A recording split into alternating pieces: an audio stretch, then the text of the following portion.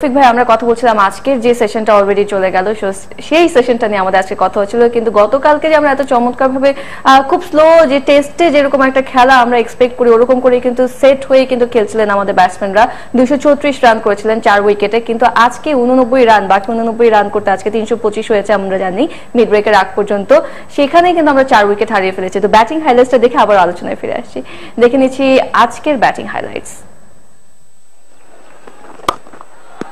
Leans back and puts it away through the covers. That's a glorious looking shot.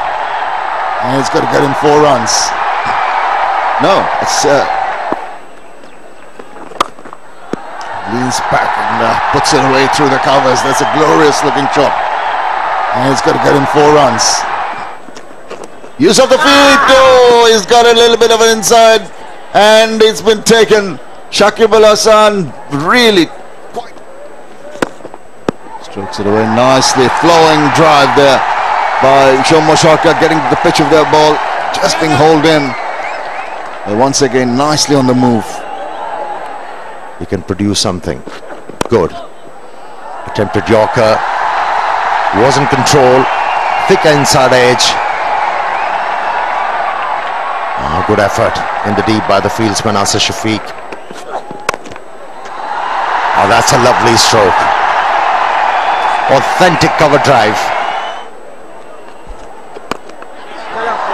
That's in the air.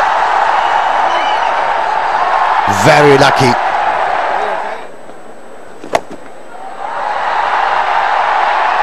Slot sweep. Edged. Oh, once again. And singles will come. Good stroke. Very good stroke.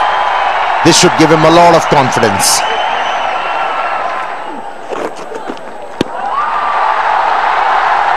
Down the leg side, should go to the boundary. It does, which is absolutely fine. That's well played, beautifully played.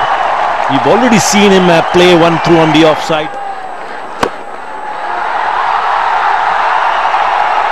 He's not going to die wondering. He'd have been well out.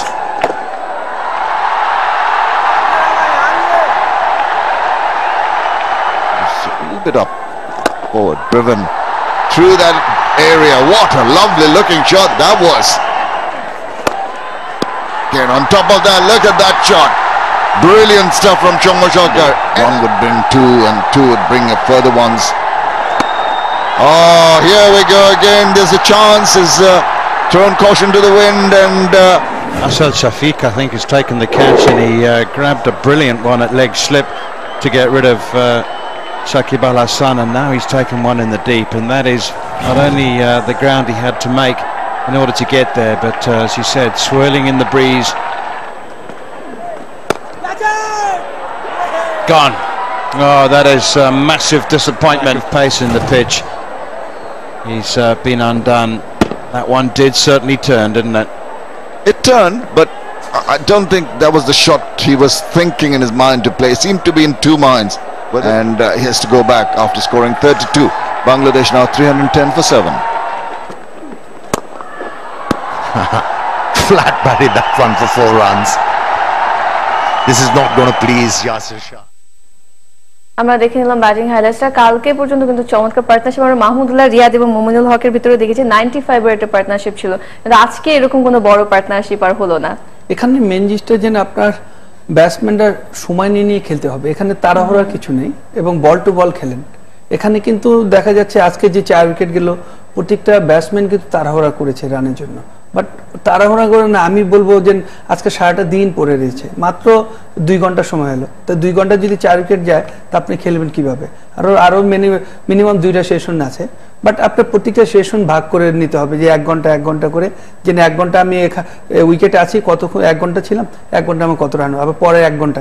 এখানে কোনো রানের force করার দরকার ছিল না, এই force করার জন্যই কিন্তু আপনি আজকে 4 উইকেট গেল। আপনি নাহলে এছাড়া দেখেন আজকে যেসব শর্টস খেলেছে দেখেন, মানে নিজের আয়ত্তের ভিতরে নিজে গুছানো শর্টগুলো খেলেছে এবং গ্যাপ দেয়। কারণ কি আপনি যে পর্যন্ত আপনার টেস্ট ম্যাচ আপনি নিজের কন্ট্রোলের ভিতরে না খেলতে পারবেন, আপনি তাড়াহুড়ো করলে পারবেন না।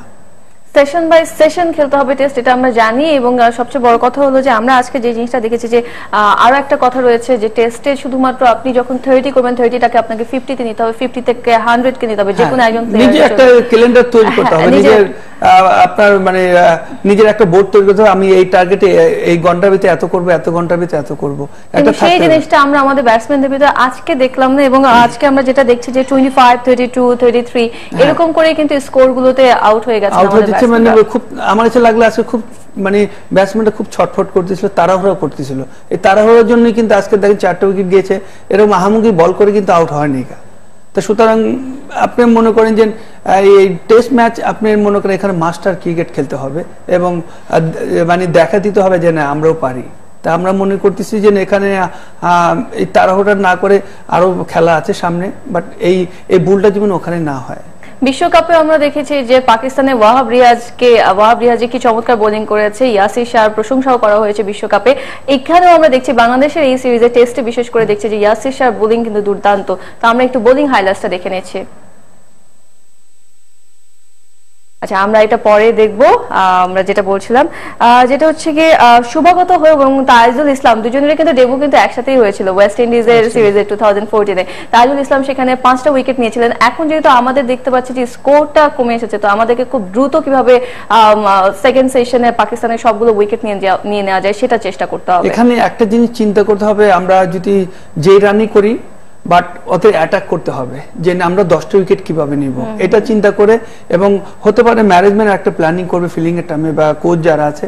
তা আমি আমার পার্সোনাল ভাবে বলি যে যারা বলার আছে এবং যারা ফিল্ডিং এ 11 জন নামবে, আমি মনে করি যে অ্যাটাক করাটা ইম্পর্টেন্ট, যে আমরা 10টা উইকেট কিভাবে নিব। আপনি 10টা উইকেট যদি নিতে পারেন তাহলে ম্যাচটা জিতার জন্য খুব ইজি হবে। আর যদি মনে করেন যে আপনি হাল ছেড়ে দেন তাহলে আপনি পারবেন না। আমরা জানি যে 8 জন ব্যাটসম্যান নিয়ে বাংলাদেশ যে টেস্টের এই সিরিজটা যে খেলতে নেমেছে, এটা নিয়ে কিন্তু শুরু থেকে কথা হচ্ছিল কেন এত রক্ষণাত্মক ব্যবস্থা, কেন 8 জন ব্যাটসম্যান নিয়ে খেলা হচ্ছে। কিন্তু হাতুড়ি সিং কিন্তু বলেছেন ডিফারেন্ট, কোচ বলেছেন যে না, আমরা আসলে 7 জন ব্যাটসম্যান নিয়ে খেলছি, শুভাগত হোমকে আমরা স্পেশালিস্ট হিসেবে নিয়েছি, স্পেশালিস্ট অফ স্পিনার। আচ্ছা, হতে পারে, বাট তারপর টেস্ট ম্যাচে আপনার শুধু এই দুইজনের না, আর অন্যান্য টেস্টগুলো দেখেন আপনি মিনিমাম 6টা আপনি জেনুইন ব্যাটসম্যান না, তার ভিতরে 2টা অলরাউন্ডার, কিন্তু আপনার 90 ওভার বল করার মতন প্লেয়ার থাকা লাগবে 4 জন। যে ব্যাকআপ বলার যদি আরেকজন বেশি থাকে 5 জন আরো বেটার, বাট জেনুইন আপনি 4টা পেস বলার বা স্পিনার আপনার জেনুইন থাকতে হবে, যে এই 4 জনে মিলে আপনার 90 ওভার শেষ করবে। 90 ওভার শেষ করবে। তাইজুল ইসলাম আজকে 1 রান করে আউট হয়ে গেছেন, কিন্তু শুভাগতকে কিন্তু আমরা দেখছি যে তার স্ট্রাইকিং রেটও কিন্তু খুব হাই রেখেছেন। তিনি 11 রান করেছেন 9 বলে, 122.22 তার স্ট্রাইক রেট। এখানে আমি আগে বলেছি যে এখানে এরা যে রানগুলো করবে বোনাস, যেখানে এখানেও কিন্তু টেস্ট ম্যাচে আমি ব্যাটিং করতাম বা মাশরাফি ব্যাটিং করতাম, আমরা একটা টার্গেট করতাম দুইজনে, যে দুইজন যদি 50 রান করি টিমের আগে বাড়বে বা ওই রানটা আমাদের যোগ হবে। বাট এদের যে কোনটা আমি আউট হতে পারে, বাট এদের ন্যাচারাল খেলাটা খেললে যদি টিমকে যদি 30টা রান করে দেয়, এমন কি এটাই একটা টিমের জন্য বোনাস। আমরা যেরকম পাকিস্তানের বোলিং দেখলাম, সেখানে কি মনে হচ্ছে যে আমাদের স্পিনাররা একটা ভালো সুবিধা পেতে পারে? অবশ্যই পাবে, কারণ কি আমাদের দেশের খেলা আর আমাদের মাটিতে খেলা, আমাদের এটা আইডিয়া হিসাবে বল করতে হবে। এবং আর সবচেয়ে বড় যে আপনার 10টা উইকেট নিতে হবে এবং ওইভাবে ক্রিকেটটা খেলতে হবে এবং অ্যাটাক ফিল্ডিং করতে হবে। যদি ওরা রানও করে বাট কষ্ট করে জীবন করতে হয়। বোলারদের জন্য কিছু নেই উইকেটে, কিংবা ব্যাটসম্যানদের জন্য কিছু নেই, সেই কথাটা নিশ্চয়ই এখন আর বলা যাচ্ছে না। না, এখানে তো মেন জিনিসটা যে এখন পাকিস্তান আমাদের সাথে কম্পিটিশন, এখানে কেউ ছাড় দিবে না। তো সুতরাং আমরা ওকে ছাড় দিব কেন? আমাদের দেশে খেলা, আমরা আমাদের হোম গ্রাউন্ডে আমরা ওই ফ্যাসিলিটি নিব এবং আমরা চাবো যে ওদের আমরা ওডিআই এবং টি20 ফাইটার্স করেছি, আমরা টেস্টে চাবো যে ওদের এই পয়েন্টটা নেওয়ার জন্য। মুশফিক বাংলাদেশের রান মেশিন, এটা আমরা সবাই জানি। কেউ না থাকলে মুশফিক অবশ্যই রানটা করে দেয়, তার নামটাই এখন হয়ে গেছে, তার টাইটেল হয়ে গেছে যে তিনি হচ্ছেন কে বাংলাদেশের রান মেশিন। আজকে কি কোনোভাবে আসলে প্লেয়ারদের ভিতরে মনোসংযোগের ঘাটতি ছিল, যে কারণে আমরা এরকম করে উইকেট গুলো দিয়ে দিলাম? মুশফিক অ্যাকচুয়ালি এই ধরনের শর্টস খেলে না, বাট ওই যে শর্টসটা নিচে মনে করেন যে ওই আগে পিছনে চলে গেছে, কাট খেলবে, বাট অতিরিক্ত একটা বাউন্সের জন্য কিন্তু কন্ট্রোল করতে পারে না। বাট মুশফিক কিন্তু এই ধরনের শর্টস খেলে না, ওই খুব নিচে খেলে।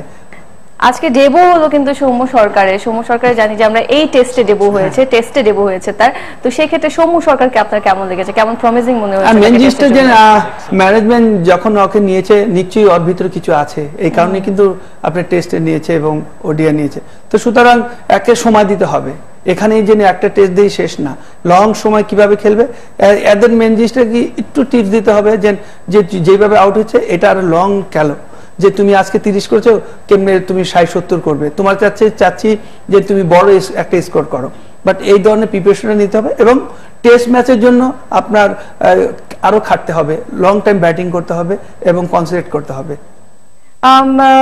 মুশফিক এবং সৌম্য যখন আজকে ক্রিজে ছিল, ব্যাটিং এ ছিল, তখন আসলে যেটা হয় একজন সিনিয়র প্লেয়ার ঠিক যেরকম করে গাইড দেয়, যে আমরা দেখছিলাম যে সৌম্য কিন্তু বেশ ক্রিস্প শট খেলছিলেন, কিন্তু তিনি ওখানে কি একটা কমিউনিকেশনের কোনো ল্যাক কিছু একটা কি ছিল, যে মনে হয় যে সিনিয়র প্লেয়ার হিসেবে তাকে যদি একটু গাইড করতেন যে সৌম্য আর একটু ধীরে স্থির ভাবে খেলো, তাহলে সেটা আরো বেশি হেল্পফুল হতো।